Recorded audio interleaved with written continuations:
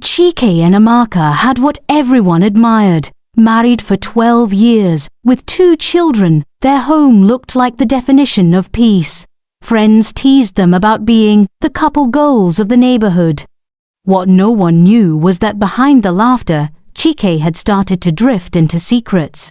At first, it was harmless late-night chats with a colleague, Ngozi, who seemed fun and easy to talk to. But what begins as jokes and work banter can easily become something deeper. Chike told himself, "It's nothing serious, just talk." Amaka noticed that Chike's phone started vibrating at odd hours. Once, she reached for it absent-mindedly to hand it to him, and he snatched it too quickly, smiling nervously. She brushed it off, convincing herself it was stress from work. But Chike was already one step ahead. He learned how to archive chats, change contact names, and even put messages on mute. Every cover-up built another brick in the wall of lies. Ngozi's birthday came, and Chike told Amaka he needed to work late at the office. He even sent pictures of himself at his desk, except he had staged them earlier in the day. By evening, he was in a quiet lounge, cutting cake with Ngozi. To keep suspicion low, he made sure to call Amaka at night, pretending to still be tired from office work. His voice was calm, his lies polished. Amaka felt reassured, never suspecting the truth. Chike's best friend, Tunde, discovered the affair accidentally when he saw Ngozi's flirty text flash on Chike's phone during a hangout. Tunde warned him, "Bro, this thing go scatter your home." But Chike laughed it off. Instead of stopping, he swore Tunde to secrecy. Now, even a close friend became part of the cover-up, carrying the weight of silence. Chike became a master of deleting chats before he got home. He even set alarms to remind himself to clear messages. Sometimes he copied important conversations to his work email under a coded subject line so he wouldn't lose track. But no matter how careful a man is, mistakes pile up, and the bigger the secret, the harder it is to bury forever. Amaka suggested a weekend picnic with the kids. Chike agreed happily. But that Saturday, he kept checking his phone nervously. Ngozi was upset that he wasn't online. "You're with your wife again, aren't you?" she texted. To calm her down, Chike excused himself, claiming he needed to make a work call. Under the trees, while his kids played nearby, he sent Ngozi voice notes, whispering promises. Amaka didn't hear, but she noticed his distracted eyes. Chike invented business trips that never existed. He bought gifts for Ngozi and hid receipts inside old books. He created a fake project group on WhatsApp and used it as a cover to chat freely. Each layer of lies gave him confidence. He believed he was untouchable. But the truth is, like smoke, no matter how tightly you close the window, it always finds a way to escape. One evening, a neighbor, Mama Ifeoma, spotted Chike dropping Ngozi off in his car, far from the main road. The way Ngozi leaned on him before leaving raised eyebrows. Mama Ifeoma said nothing to Amaka but stored it in her memory. Neighborhood gossip is like a slow fire. It takes time, but once it catches, it spreads without mercy. Amaka found a strange earring in Chike's car. He quickly said it belonged to a female colleague he had given a ride. His explanation was smooth, his eyes steady. Amaka felt a pang of doubt but forced herself to believe. Deep down, her heart whispered questions, but her love for him became her blindfold. Ngozi grew tired of being the secret. She demanded more of Chike's time, more of his promises.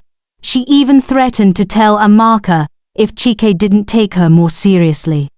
Chike panicked. He begged her to be patient, promising that one day things would change. But the cracks in his perfect cover-up were widening. It happened on a Tuesday night. Chike was distracted, switching between work and secret chats. In his rush, he forwarded a message meant for Ngozi into the family WhatsApp group instead. The message was short, but deadly. "I miss last night. Same time tomorrow?" Amaka saw it first, then the children, then his younger brother, who was in the group. Silence fell like a heavy curtain. Amaka confronted Chike immediately. He tried to laugh it off, claiming it was a joke between colleagues, but her hands were already shaking as she scrolled deeper. She unlocked hidden chats, found archived messages, and saw months of evidence. Pictures, voice notes, even hotel bookings. Each one cut her like glass. The story didn't stay indoors. Family members called. Neighbors whispered. Mama Ifeoma finally confessed what she had seen. Amaka's relatives arrived the next morning, angry and humiliated. In African culture, scandals don't stay small. The matter became community gossip, stripping away every layer of respect Chike once had. Amaka packed her bags with the children. Chike begged, knelt, cried.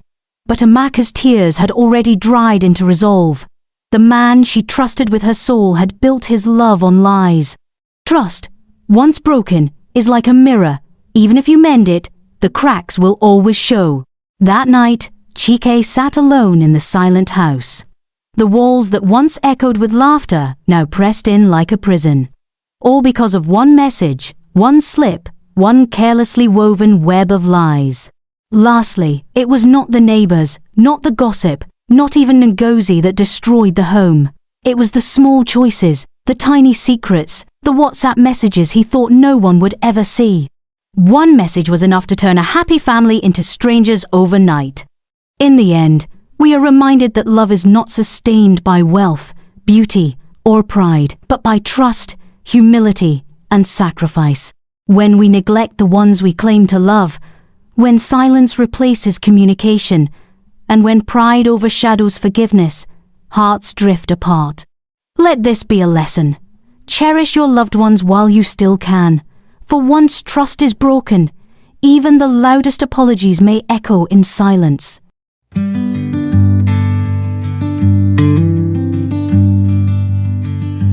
Whispers in the wind, tales untold, stories of the brave, the young and the old. Through the hills and valleys where shadows roam, in the hearts of wanderers, dreams find home. Rustling leaves, secrets keep, footsteps of the lost where the willows weep.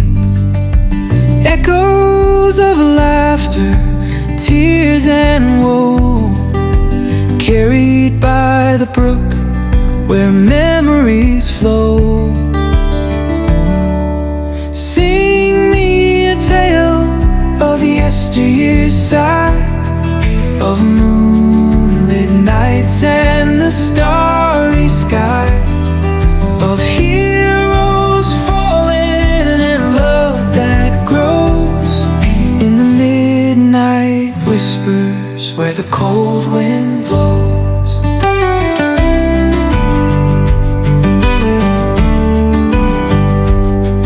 In a cabin by the creek, old man Joe spin his yarns as the embers glow. A life of battles, of joy and strife, a tapestry woven in the twilight's light.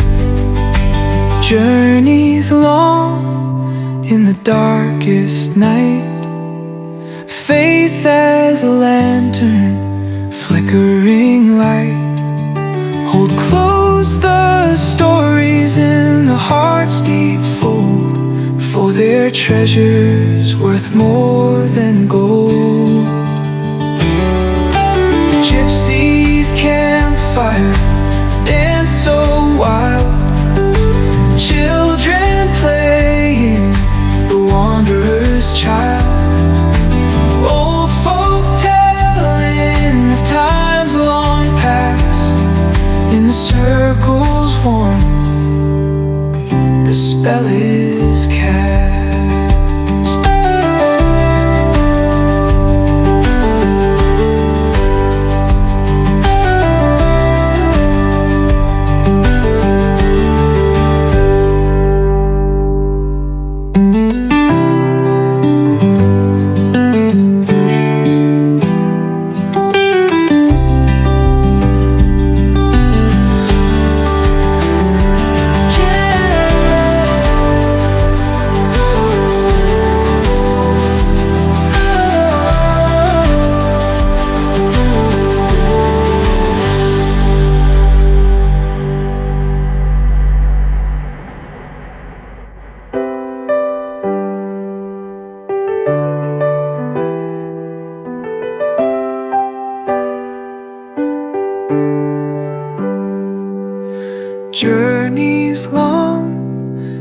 darkest night. Faith as a lantern, flicker